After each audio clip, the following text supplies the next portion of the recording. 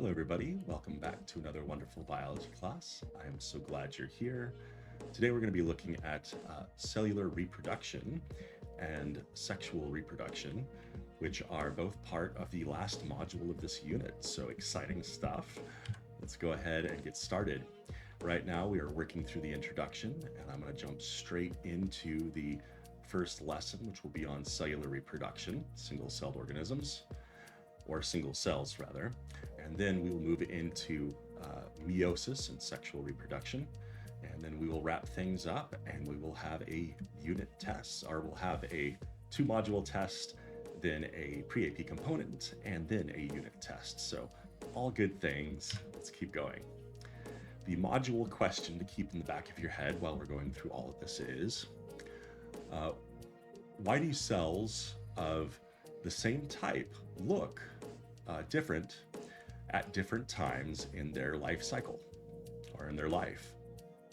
And it's a great question. It's a good one. I think that's a good question to ponder as we're going through this, because it's true. If you look at cells at different times of their lives, they do look different, and it's a great question to wonder why that is. So with that question in mind, let's get into cellular reproduction. And we're going to narrow down our question for this lesson and say, what are the primary stages of the cell cycle? And I've got a little picture here of little interlocking circles.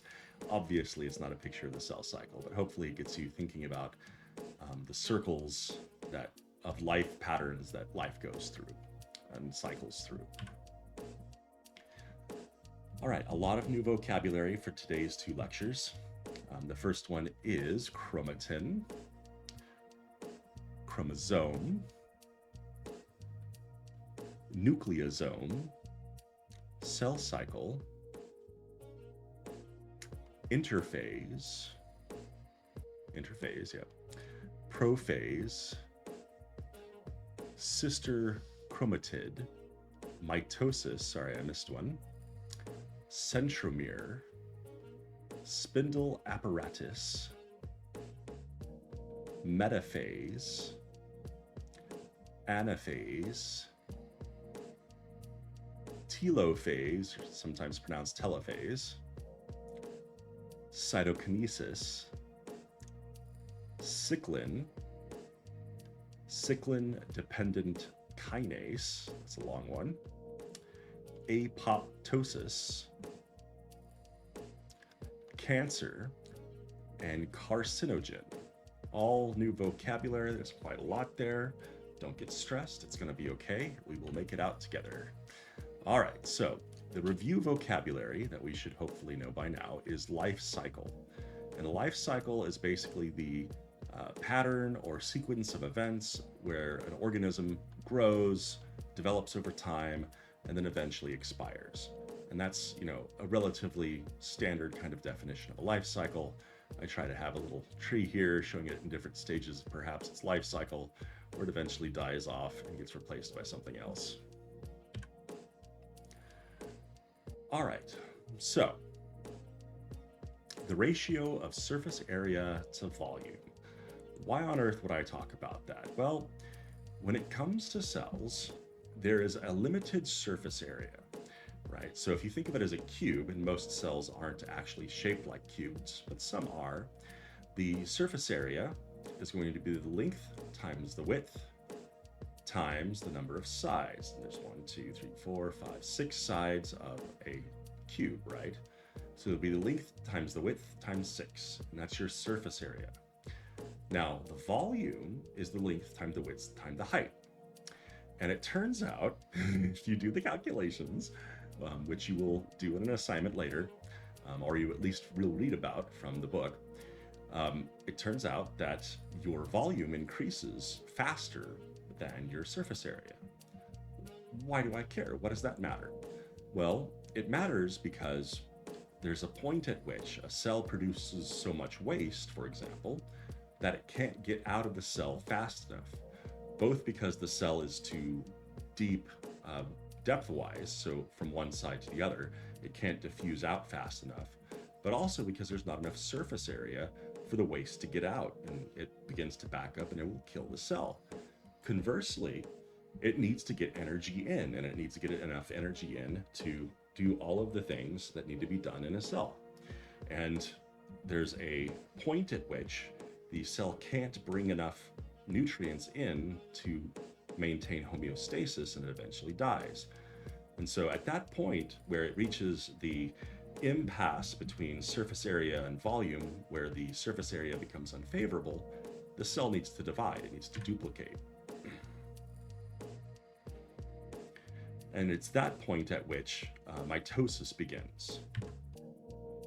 So let's look at transport of substances within a cell.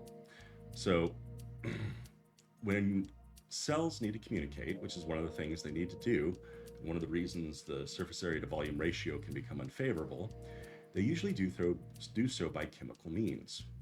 Okay.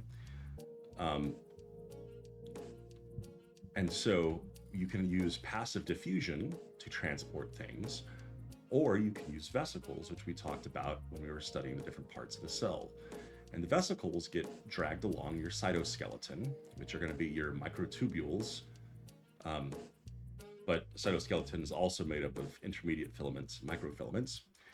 But your vesicles get moved by motor proteins, which we looked at in a video earlier in one of our assignments, that drag the vesicles along and can force lower concentrations of waste and higher concentrations of nutrients at the expense of energy, okay, using active transport. And so cellular communication is more efficient in smaller cells and requires less energy. And so that's another reason why you get an unfavorable surface area to volume ratio. All right, so when we're talking about cellular communication and we're talking about cell splitting, one thing we need to keep in mind is what's in the middle, what's the program, and that's your DNA. And when a cell divides, it changes from chromatin, which is loosely wrapped DNA around histones or centrosomes, to chromosomes, right? So you have to condense your DNA from chromatin fibers into chromosomes, and this is done by what's called supercoiling. It wraps around little proteins called histones, and those histones then wrap around other histones to form centrosomes, I believe is what they're called. Let me double check and see if it's on the next slide here. And then those wrap around even further to form an actual superstructure of a chromosome. I'm sorry, it's a nucleosome, that's the word, for your histones that are wrapped around DNA, and then several of those wrap together to form your nucleosomes. And those nucleosomes then continue to wrap around and eventually condense down into a chromosome. And with a chromosome, you can evenly divide genetic information between two cells because they're nice and condensed and they're easy to move that way. So it's like taking all of your computer instructions and putting it all on nice floppy disks or a thumb drive so you can transfer it, right? So you take your hard drive and you copy it onto a thumb drive, and now you have a copy of your hard drive. And that's kind of what you can think about is happening inside a cell.